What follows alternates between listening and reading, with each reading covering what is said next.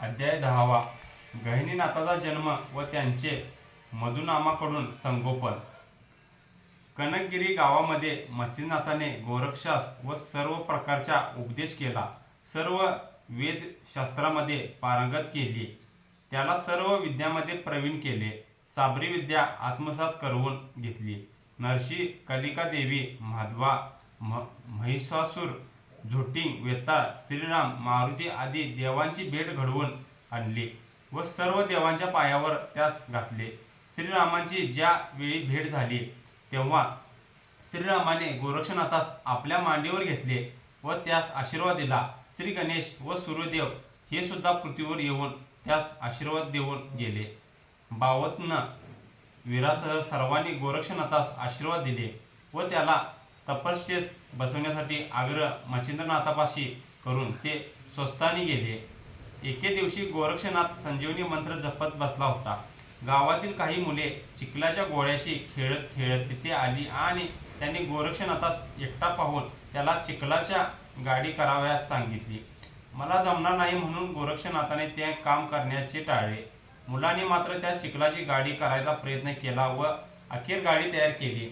गाडी तयार झाली व गाडीवान कुठे आहे म्हणून त्यांनी चिखलाचा पुतळा करण्याचा प्रयत्न केला, पण ते त्यांना जमेना. अखेर त्यांनी गोरक्षनाथास गाडीवानाचा पुतळा करण्यास सांगितले. गोरक्षनाथही या गोष्टीस तयार झाला व त्याने मातीचा पुतळा तयार करीत असताना त्याचा संजीवनी मंत्राचा पाठ सुरूच होता. नवनारायणापैकी करभंजन याचा अवतार या मातीच्या पुतळ्यापासून होणार होता व हे पूर्वीच ठरलेले होते. त्यानुसार त्याला पुतळा तयार करण्यासाठी बुद्धी झाली. पुतळा पूर्ण तयार होताच करभंजनाने त्यात प्रवेश घेतला. त्याबरोबर त्या मातीच्या पुतळ्याच्या ठिकाणी एका तेजपुत्र मनुष्याचा पुतळा दिसू लागला व तो सजीव होऊन रडू लागला. हा आवाज त्या मुलाने ऐकला व गोरक्षनाथाने भूत आणले आहे असा ओरडा करीत घाबरून सर्वजण पळून गेले. पळता पळता वाटेवर त्यांना मच्छिंद्रनाथ भेटले. मच्छिंद्रनाथाने त्यांना पळवण्याचे व घाबरवण्याचे कारण विचारले तेव्हा त्यांनी पुतळ्याची घटना सांगितली. मुलांना घाबरू नका म्हणून सांगितले. मच्छिंद्रनाथही आश्चर्यात पडला व काय प्रकार घडला आहे हे पाहावे म्हणून मुलांना त्याने सर्व घटना व ठिकाण याची माहिती विचारली. त्या मुलांनी ते ठिकाण दुरूनच दाखवले, परंतु दुरूनच त्यांना लहान मुलाच्या रडण्याचा आवाज ऐकू आला. हा आवाज ऐकताच मच्छिंद्रनाथाने जाणले की हा करभंजन नारायणाचा अवतार आला आहे. त्याने त्या लहान बालकास उचलून घेतले. तेथे कोठे गोरक्षनाथ दिसेना म्हणून तो पुढे चालू लागला व जाता जाता तो गोरक्षनाथास हाक मारू लागला. ती हाक ऐकून घरात दडून बसलेला गोरक्षनाथ बाहेर आला, परंतु मच्छिंद्रनाथाच्या हातात व त्या मुलास पाहून त्याला भीती वाटली व त्यांची गुरुजवळ येण्याची हिंमत होईना. मच्छिंद्रनाथाने हे ओळखले व कडेवरच्या मुलास फडक्यात गुंडाळून ठेवले व गोरक्षनाथाजवळ जाऊन त्या सांगितले की हा नवनारायणापैकी एक अवतार आहे. ज्याप्रमाणे तू गोवरामधून जन्मास आलास तसाच हा मातीच्या पुतळ्यातून जन्मास आला, कारण तू मातीचा पुतळा तयार करीत असताना संजीवनी मंत्राचा जप करीत होतास. मातीचा पुतळा तयार होताच त्यामध्ये करभंजन नारायणाने प्रवेश घेतला. अशा प्रकारे सर्व सविस्तर हकीकत सांगून मच्छिंद्रनाथाने गोरक्षनाथाची सर्व भीती नाहीशी केली. त्यानंतर त्या मुलास घेऊन दोघेजण परत आपल्या मठात गेले व त्या मुलास गायीचे दूध देऊन त्यास झोपविले. गावामध्ये असा प्रकार घडल्याची बातमी सगळ्यांना समजली.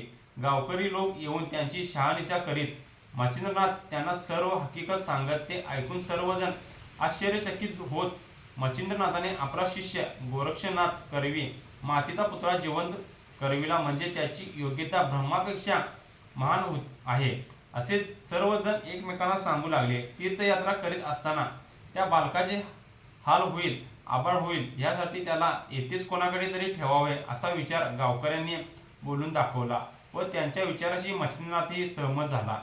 त्या गावामध्ये मधुनामा नावाचा ब्राह्मण व त्यांची गंगा नावाची पतिव्रता स्त्री राहत होती, परंतु त्यांच्या पोटी संतान नव्हते. म्हणून ते दोघेजण या मुलाचे संगोपन व्यवस्थितरित्या आनंदाने करतील असे वाटून गावकऱ्यांनी त्यांचे नाव मच्छिंद्रनाथास सांगितले.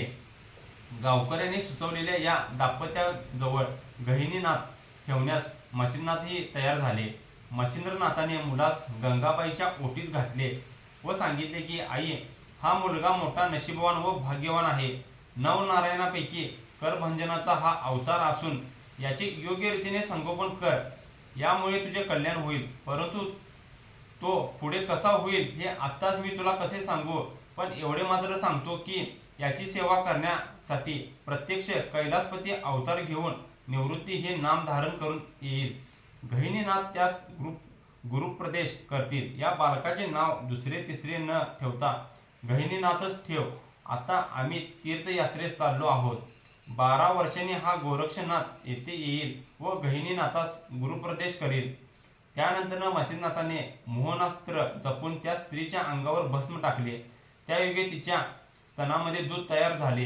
गंगाबाईने लगेच त्या मुलास स्तनपान दिले आणि तिला अत्यानंद झाला. त्यानंतर गावामधील सर्व सुवासिनींना बोलवून केले व बारसे केले. मुलाचे नाव गहिनीनाथ ठेवण्यात आले. मच्छिंद्रनाथ व गावात काही दिवस राहिले. गावकऱ्यांचा निरोप घेऊन मग मच्छिंद्रनाथ व गोरक्षनाथ तीर्थयात्रेस निघाले. मच्छिंद्रनाथ हे ओळखून होता की अजून गोरक्षनाथ अज्ञानी आहे. त्याला बद्रीदौरास स्वामींच्या ठिकाणी तपास ठेवावे म्हणून निरनिराळी तीर्थे करीत ते दोघे जप बद्रिकाश्रमात गेले. अध्याय 11. मच्छिंद्रनाथ स्त्रीराज्यात व जालंधरनाथाची जन्मकथा. गोरक्षनाथास मच्छिंद्रनाथाने तीर्थयात्रेस जाण्यापूर्वी गहिनीनाथास गंगाबाईच्या स्वाधीन केले व तो तीर्थयात्रा करीत बद्रिकाश्रम येथे शिवालयात आला. मच्छिंद्रनाथ गोरक्षनाथाने शंकरांना नमस्कार करून स्तुती करण्यास सुरुवात केली. शंकराने त्यांनी केलेली स्तुती ऐकून प्रसन्न होऊन त्या उभयतांना प्रकट होऊन दर्शन दिले. मग त्या दोघांनाही आलिंगन देऊन आपल्या जवळ बसवले. गोरक्षाच्या तोंडावर हात फिरवून तो नारायणाचा अवतार आहेस असे सांगितले व मच्छिंद्रनाथास म्हणाला की हा गोरक्षनाथ ब्रह्मांडास तारणारा असा होईल. जेव्हा तू कणगिरीवर अभ्यास करून सर्व देवतांना अनुकूल करून घेतलेस व ज्यावेळी सूर्य, नरसिंह, श्री रामचंद्र, हनुमान, कालिका या सर्व वीरांना व भैरवांना बोलावले होतेस, तेव्हा मी सुद्धा तेथे आलो होतो. त्या वेळेपासूनच माझी व गोरक्षनाथाची ओळख आहे. जरी तू याला विद्याभ्यास शिकवला असलास तरी त्याचा काहीच उपयोग होणार नाही. गोरक्षाने तपस्या केले पाहिजे. तप करण्यासाठी तू त्याला माझ्या आश्रमात बसव व जेव्हा तो माझ्या आश्रमात बसून तप करेल तेव्हा त्याची विद्या व सर्व अस्त्रे फलस्वरूप होतील, असा उपदेश शंकराने मच्छिंद्रनाथास केला. नंतर सुमुहूर्तावर मच्छिंद्रनाथाने गोरक्षनाथास तपस्येस बसवले. गोरक्षनाथाने चित्त न नजर एकाग्र करून झाडपाला व फळे खाऊन लोखंडाच्या काट्यावर पाय ठेवून तपस्येस सुरुवात केली. मच्छिंद्रनाथाने गोरक्षनाथाचा निरोप घेऊन पूर्ण भेट 12 वर्षांनी होईल असे सांगून तो तीर्थयात्रा करण्यासाठी निघाला. अनेक तीर्थ करीत करीत मच्छिंद्रनाथ शेवटी संतबुद्ध रामेश्वरास आला. सेतुबंधाला रामेश्वराच्या दर्शनानंतर तो समुद्र स्नान करण्यास गेला असता त्याला मारुतीने वंदन केले. त्यामुळे त्याला खूपच आनंद झाला. मारुती त्याला आलिंगन देऊन म्हणाला, तुझी भेट 24 वर्षांनी होत आहे. नंतर मारुतीने मच्छिंद्रनाथाचे चांगल्या प्रकारचे आतिथ्य केले. योग्य वेळ पाहून मारुतीने गोष्ट सांगता सांगता मच्छिंद्रनाथ त्याने स्त्री राज्यात जाण्याचे जे वचन मारुतीला दिले होते याची आठवण करून दिली व आतापर्यंत तो स्त्री राज्यात गेला नाही तरी आता जा व मला तिच्या वचनातून मोकळे करावे असे मारुतीने सांगितले. मी तिला मच्छिंद्रनाथ स्त्री राज्यात येऊन तुझे मनोरथ पूर्ण करीत असे वचन दिलेले आहे. ते पूर्ण करण्याचे तू मला जे वचन दिलेले आहेस ते पूर्ण करण्यासाठी ही वेळ चांगली आहे असे मारुतीने म्हणताच मच्छिंद्रनाथाने वचन पूर्ण करण्याचे कबूल केले. त्यानंतर सेतुबंधास 3 रात्री पाहून मारुती व मच्छिंद्रनाथ दोघेही स्त्रीराजाकडे तीर्थयात्रा करीत करीत निघाले. तीर्थयात्रा करीत करीत ते थोड्याच दिवसांनी स्त्रीराज्यात येऊन पोहोचले. स्त्रीराजाच्या राज्यपदावर राणी असून सर्व राजांच्या राज्यकारभार सर्व स्त्रियांचा करीत होत्या. त्या राज्यात एकही पुरुष औषधाला सुद्धाही नव्हता. सर्व स्त्रिया उत्तम रीतीने राज्यकारभार चालवित होत्या. मारुती व मच्छिंद्रनाथ यांनी राणीची भेट घेण्यास राजवाड्यात प्रवेश केला. व ते राणीस भेटले. दोघांना पाहून राणीस खूप आनंद झाला. तिने त्यांना कणकणासावर बसविले व तिने त्यांची पौढशोपचारे पूजा केली व नमस्कार करून तिने मारुतीस हा दुसरा कोण आहे ते सांगण्यास विनंती केली. तू तप केल्यानंतर मी तुला वरदान दिले होते की विषय विलायचाचे इच्छेचे सुख तुला मच्छिंद्रनाथ देईल. तोच तू मच्छिंद्रनाथ आहे. आता तू मच्छिंद्रनाथापासून आपली मनोकामना पूर्ण करून घे. असे सांगून स्त्री राज्यात 3 रात्री पाहून परत सेतुबंद रामेश्वरास आला व रामाचे भजन करू लागला. मच्छिंद्रनाथ इकडे विषय विलास करण्यास दंग होऊन गेला. काही दिवसांनी मच्छिंद्रनाथास व राणी यांच्या विषय विलासाच्या उपभोगाने राणी गर्भवती राहिली. प्रसूतीचे दिवस भरताच राणी प्रस्तुत झाली व पुत्ररत्न झाले. मीननाथ असे त्या पुत्राचे नाव ठेवण्यात आले. इकडे कुरुकुळातील जन्मेजय राजानंतरचा 7वा राजा ब्रह्मदेव हस्तिनापुराचे राज्य करीत होता. त्याचे सोमयोग सुरू करण्यास सुरुवात केली. शंकराच्या डोळ्यातील प्रयलिंगाने पूर्वी मदन जाळला गेला. ती अग्नीच्या पोटात वाढत होता. अतिरिक्त नारायणाने त्यास प्रवेश करून तो गर्भ अग्निकुंडात टाकून दिला. ब्राह्मणाने पूर्ण होताच यज्ञकुंडातून रक्षा घेण्यासाठी हात घातला तेव्हा त्यास मुलगा हातास लागला व त्याचे रडणे ऐकू लागले. त्यांना ऐकू आले. ही गोष्ट पुरोहित राजास सांगितली. त्या मुलाला बघून राजा ब्रह्मद्रव यास फार आनंद झाला. राजाने त्या मुलास उचलून आपल्या हातात घेतले व त्याने त्या मुलाचे मुके घेतले. यज्ञकुंडातून निघालेला हा मुलगा प्रत्यक्ष मदनच असे राजास वाटले. मुलाला घेऊन राजा गडबडीने सुलोचना राणीकडे अंतपुरात गेला. राणी सुलोचना ही रूपाने देवाग्ने सारखीच होती. तिला पाहून असे वाटते की कुरुकुलास तारण्यासाठी रमा, पार्वती किंवा सरस्वतीच प्रत्यक्ष पृथ्वीवर अवतरले आहे. तिने राजास विचारले की हा मुलगा कोणाचा आहे. तेव्हा राजाने अग्निनारायणाने हा प्रसाद दिला आहे असे सांगितले. माणिकेत हा एक मुलगा तुझा आहे, त्याला हा पाठबळ होईल. राजाने सांगितले सर्व ऐकताच तिने मुलास आपल्या हातात घेताच तिला पाळणा फुटला. मुलाला तणाशी लावताच दूध येणे लागले. राज्यात खूप मोठा उत्सव सुरू झाला. सर्व गावाला 12व्या दिवशी साखर वाटण्यात आली. सर्व याचा खूप द्रव्य देऊन तृप्त केले गेले. योग्य वेळी ब्रह्मदेवाने जालंधराचा वृत्तबंध केला. पुढे त्याच लग्न करावे अशी इच्छा राजाच्या मनात येताच त्याने आपला प्रधान धुर्मित यांच्याबरोबर पुरोहित दिला व त्या दोघांना जालंधरासाठी उत्तम मुलगी पाहण्यासाठी पाठवून दिले. जालंधराने एके दिवशी आईस विचारले की धुर्मित प्रधान अलीकडे दिसत नाही, तो कुठे गावाला गेला आहे का. तेव्हा राणीने त्याला सांगितले की तुला बायको पाहण्यासाठी धुर्मिंद प्रधान व पुरोहित गेलेले आहेत. त्यावेळी जालंधराने आईला बायको कशी असते अशी विचारणा केली. आईने सांगितले की माझ्यासारखी असते. आईने सांगितली गोष्ट जालंधराने पूर्णपणे लक्षात ठेवली व खेडगड्यात खेळावयास गेल्यावर सवंगड्यांना सांगितले की माझे आई वडील मला बायको करून देणार आहेत. बायको कशासाठी करतात हे मला माहीत नाही. जर तुम्हाला ती का करतात हे माहीत असेल तर मला सांगा.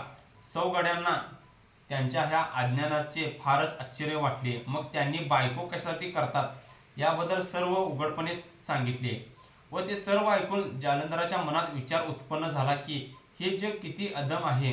ज्या ठिकाणाहून आपण उत्पन्न झालो ते ठिकाण आपण त्यात जावे व अशा अपवित्र व अयोग्य कामास अद्वितीय होऊ नये असा मनाशी निश्चय करून तो अरण्यात जाण्यास निघाला. रक्षकाने गावाच्या सीमेवर त्याला पाहिले, परंतु तो राजपुत्र असल्याने त्याला काही विचारले नाही. परंतु ताबडतोब रक्षकाने राजाच्या कानावर ही गोष्ट घातली. राजा ती गोष्ट ऐकताच अतिशय घाबरला व धावतच अरण्यात राजपुत्राचा शोध करू लागला. सर्व लोक रात्र पडेपर्यंत राजपुत्राचा शोध करत होते, परंतु त्यांना राजपुत्राचा शोध लागला नाही. त्यामुळे सर्वजण खिन्न होऊन अरण्यात परत आले. पुत्र वियोगाने राजा व राणी दोघांनाही अतिशय दुःख झाले व ते दोघेजण त्यांचे सर्व गुण आठवून शोक करू लागले. अरण्यात जालंधर निजलेला होता. त्याच रात्री वणवा लागला. गवताने पेट घेतला. वणवा वाढत वाढत जेथे जालंधर निजला होता तेथे अग्नी अगदी जवळ आला असता आपला मुलगा अग्नीने ओळखला. मग अग्नीने जालंधरास अरण्यातून सुरक्षित जागी आणले.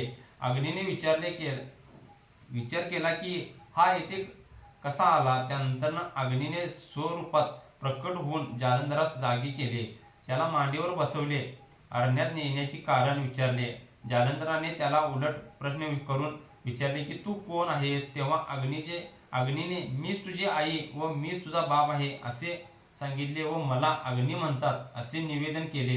त्यानंतर जालंधराने अग्नीस तू माझा आईबाप कसा आहेस असे विचारल्यावर अग्नीने त्याला त्याची सर्व जन्मकथा निवेदन केली. अध्याय 11 झालेले आहेत. अध्याय 11 झालेले आहेत. कसे वाटले तुम्हाला अध्याय नक्की सांगा. आता उद्या एक वाचणार आहे अध्याय 12वा.